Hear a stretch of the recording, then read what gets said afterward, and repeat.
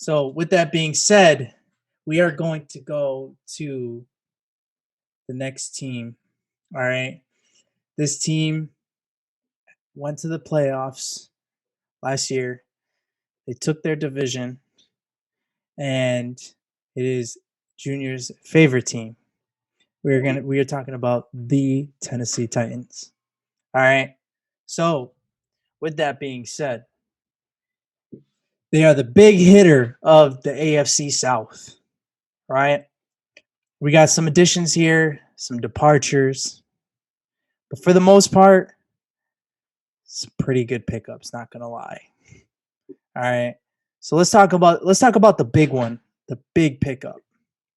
Bud Dupree. 5-year, $82.5 million deal. Paid. Yo, insert money sound here. Paid.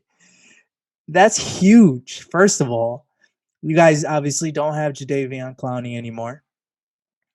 He went off to the free agency. So you guys decided, hey, let's put money into our defense again.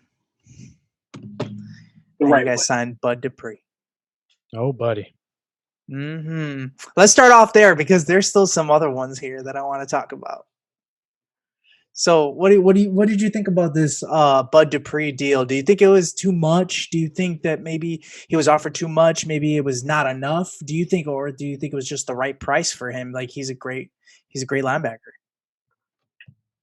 It is a combination of we needed to address pass rush. We still need to address pass rush. Bud Dupree should not be the last thing that we do, and it wasn't because we added a couple others, but we added at least one other piece. But I think he was the right player for the longevity of our pass rush, right? The 5 years, we're probably going to draft a rookie to pair with him for those 5 years. Playing opposite him, we got Harold Landry. Great. He was a second-round pick. He's probably going to be gone next season. We got to draft somebody to play along Bud Dupree. That's what the defense, that's what our coaching, that's what our GM, that's what they've said is Bud Dupree's our guy. Let's ride this out. So I'm not mad at the money. I think he was the best pass rusher on the available market. They went and paid him. He's not even the highest paid pass rusher in the league. So I think he's like 8th right now. And let's be real. Come next year, when the next set of pass rushers come out, he's going to drop out of the top 10. I'm not going to be mad at it, especially if he gets sacked. If he beats out what Clowney and Vic Beasley did last season, which is not hard, because all he has to do is get one sack. Yeah, you got your money's worth. We got him. I just had to laugh at Vic Beasley about that. Man, what a bust there. Oh, so talented and such a bust. I'm really glad that New England grabbed Judon first, man, at that price. I'm all about payers getting paid, but a little too rich for my blood. But Tennessee had the need. They had the hole. He was the guy. And when it comes to free agency, if you have a need to fill and the guy is at the top of your list, you're going to overpay. You're going to overpay every single free agency. It doesn't matter. Everyone overpays, right? You don't know who you're dealing with. You don't know who you're betting against or offering against. And they overpaid a bit, but he's going to be important to that defense. And I think he's going to be important for the next 5 years for that defense. I think Bud Dupree got a little lost in this Steelers defense because it was so damn good. You got TJ Watt. You got so many good players. It kind of masked what he does very well. He does a lot of good things well. So he's going to help Tennessee a lot. I just the price, I mean, it is what it is. And with, the NFL TV deal coming up and they're going to bump up cap space, it's not going to hurt in the long run. No. So it burns a little bit now, but in the future, you're going to look at the deal and be like, okay, well, it was worth it. I'm not going to say it's a bargain, but it was worth it. Yeah, and And I think that's what you want to be able to say about any player that ends up coming onto your team, regardless of pricing. You want to be able to say, "Hey, was it worth it, or was this a bust?" You got this deal here for a 5 year, $82.5 million deal, but he's also going to be paired up with Jayon Brown because y'all re-signed him, so that's that's gonna be crazy, and that's the help that you guys needed though in your pass rush. You're totally right, Junior. That's what you guys needed was a pass rusher. You guys needed a great pass rusher. You guys needed to, because that's what you guys got beat on most of the time. You know every what I time. mean? On in the playoffs, it happened. Yeah. Last year it was just like, oh, okay, well, here it goes, right there, 20 yards. Clowney didn't deliver. No, 50 to 60% of the time on third down, opposing offenses were getting a first down. Yeah. That's ridiculous. And we're not talking about 3rd and 2s, 3rd and 1s. We're talking about 3rd and 8, 3rd and 10, 3rd and 15, and they are converting because there is zero pass rush. That's when you need it the most. Yeah. Oh my God. I'm not saying that Bud Dupree is the end all and is the huge change, but he is part of it. And what Tennessee just did was they looked at Pat Mahomes and Josh Allen and said, "Get ready, boys, because you're going to get hit. You're going to get hit a lot, and run if you want. But we are building the formula to finally get past you in the playoffs and try to get a title back home." And they're sending that warning shot. And there's more moves to be made. And in this draft, they're going to make some more moves. Mike Vrabel was a great coach. He's from a defense. He's from, he worked with Belichick for years as a player. He's a great IQ with football. He loves defense, and he's going to beef it up. He knows what it takes to win. Mm-hmm. It's going to be it's going to be interesting and fun to be able to see the Titans play next year. So shifting gears, we're going to keep going here on some of the other departures that came through here. So Corey Davis left, went to the New York Jets. Right? Goodbye. Bye, Felicia. All right. Left, went to the Jets. Tight end Jonnu Smith went to the Pats. He got paid. I know that one hurt. That one hurt. Yeah, I know that one hurt. He's a great tight end. He's arguably right now, I want to say in the league, probably top 5. Could be, yeah. If he wasn't a pass-heavy offense, easily top 5. Yeah. So I think he's a top 5, me personally. And I think him getting paid, awesome. Right? So that's one more thing that you guys are going to have to fill in. Most likely you guys will probably try and take one in the draft, later in the draft. Yeah. Get a tight end. Yeah, so there's some options there. It's not like you guys are stuck, So you guys have options in that aspect. And then losing Malcolm Butler. Losing Malcolm Butler, Adoree Jackson, and the safety Kenny Vaccaro. Those are, the Malcolm Butler one, I thought he really did well last year. I thought he really did well. The only issue is, and me and X, we talked about it before, Malcolm Butler gets burnt. He gets burnt. When he gets burnt, he gets burnt. Yeah. And that was really the main issue. But again, that I feel like that came far and few when he did get burnt. But again, when it does happen, it happens bad. But you guys did pick up 2 cornerbacks, Janoris Jenkins, and then you guys picked up Kevin Johnson. So I can't really say that they're upgrades, and kind of can't even say that they're at the same level. But I know when Janoris Jenkins was playing with the Saints, he didn't do that bad. No. So, I don't know. What do you guys think? it should be looked at as Janoris Jenkins is replacing Malcolm Butler. Yeah. Not Adoree Jackson. I don't understand the Kevin Johnson pick up at all. I don't want him on my team. He has been a joke to all Titans fans for years. So I don't understand it. And then we do have Christian Fulton, who we drafted last year. He didn't really get to play because of injuries last year, but he did show signs of being a top-notch man cover corner. And that's the thing, is our defense is shifting to a man-heavy secondary play. So we need corners who can do that. Malcolm is great, but he's no longer a premier man cover corner. So we needed to move on from him. Janoris is right now older, but better than Malcolm in that style of defense. Adoree, it was a combination of he was injured last year. That would have been the year to solidify his fifth-year option, which we had picked up. But he was injured, and when he came back, he was just not the same. So it makes sense as to why they dropped him.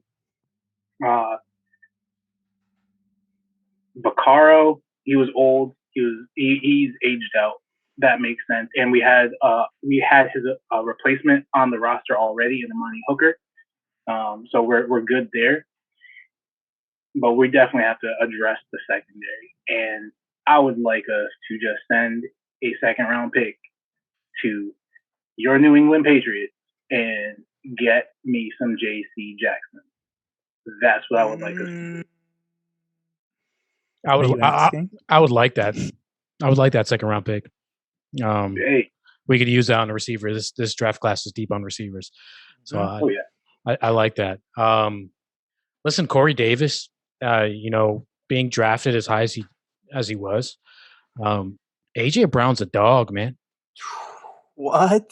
AJ Brown is a beast, and he's what everyone was expecting Corey Davis to be, right? Being drafted so high. Yeah. And I think Corey Davis had like a pretty decent season last season, and it wasn't too bad. I think he's got some mitts, but going forward, I think they're running through they're running their offense, and their top guy is AJ Brown. He's not even close. And for the money that he got from New York, Tennessee's not paying that. Not for you. We're saving that money. Yeah, it didn't make sense, and I agree with that move. Let him walk.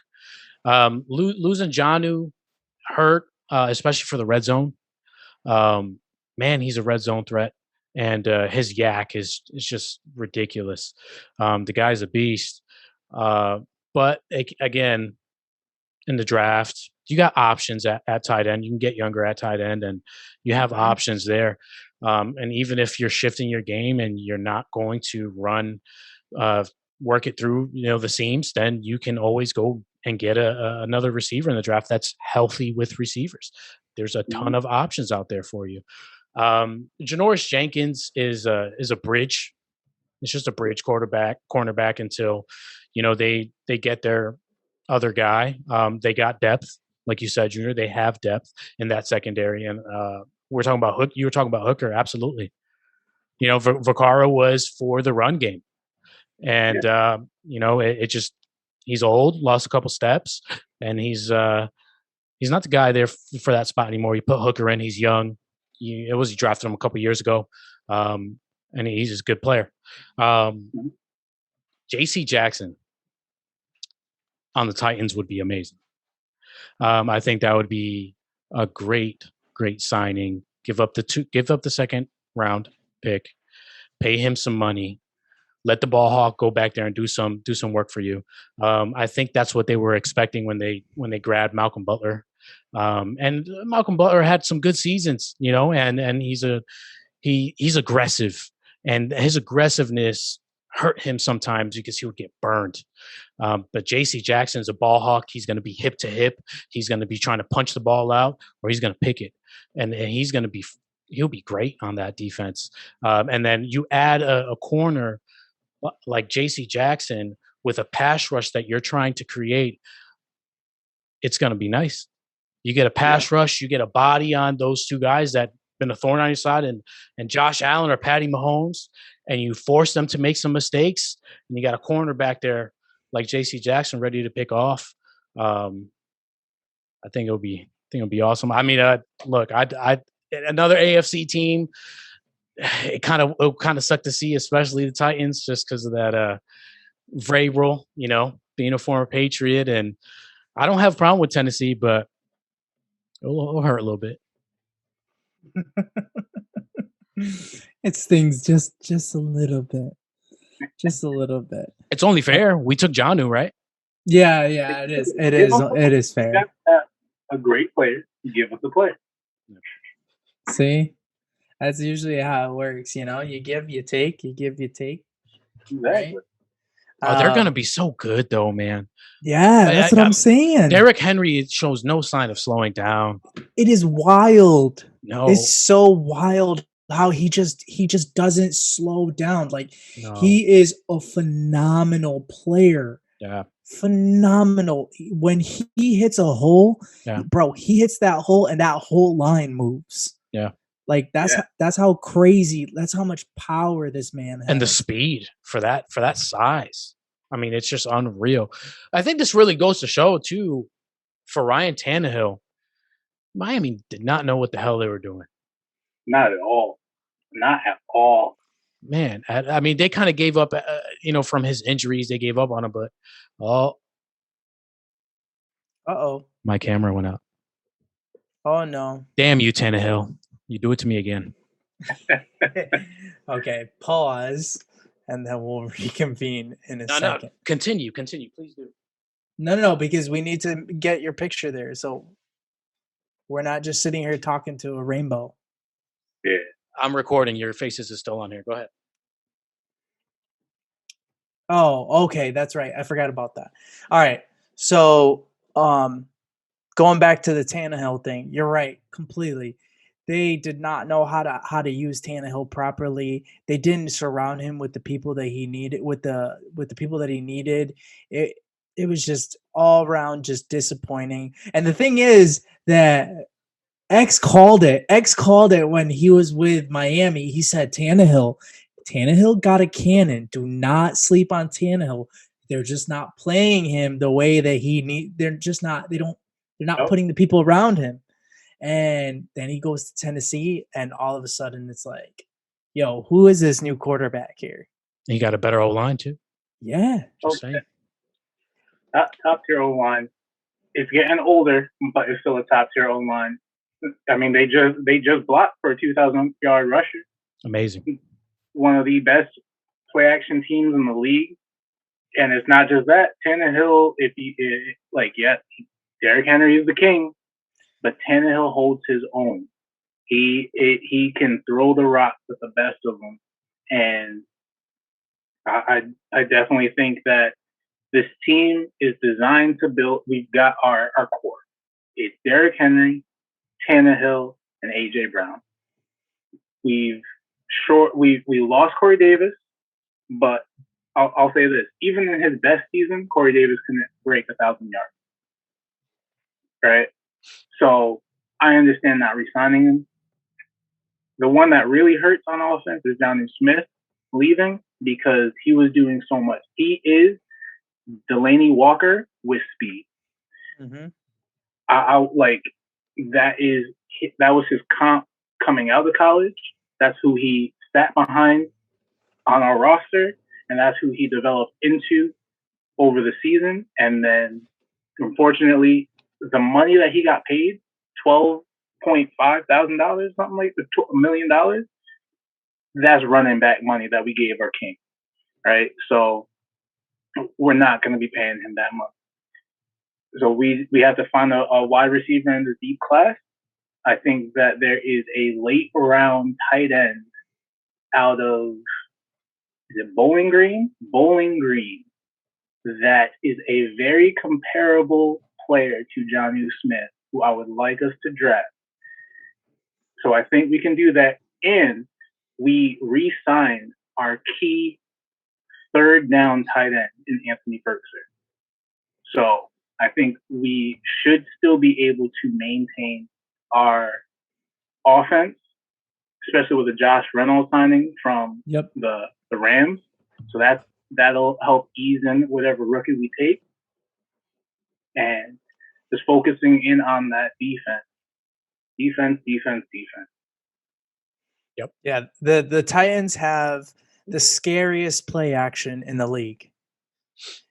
And with the reason why is because when you got Derrick Henry right behind you and you don't know if they're going to give it off to him, guess what your whole entire linebacker core is going to do? Oh, they're about to rush in to get Henry. and then there goes Tannehill cutting that corner right over there, and he's either going to throw it or he's going to run. He's got some speed, man. Former wide receiver. He's got some speed. Former receiver, and he's got some speed on him. Yep. So I mean, he had 7 touchdowns on the ground last season. Yeah. So again, one of the scariest play actions in the league. And Junior, correct me if I'm wrong. We talked about this previously about the play actions for Tennessee and how it almost seems like you guys do it way more often than a lot of other teams. It just seems that way. And I don't blame you. I don't blame you at all. When you got the number one running back running 2,000 yards in one season, future Hall of Famer right behind you, you better be running play action. Like that's going to scare everybody. That's going to throw everybody off, get those corners to bite. And I mean, like I said, that's, it's part of the game, but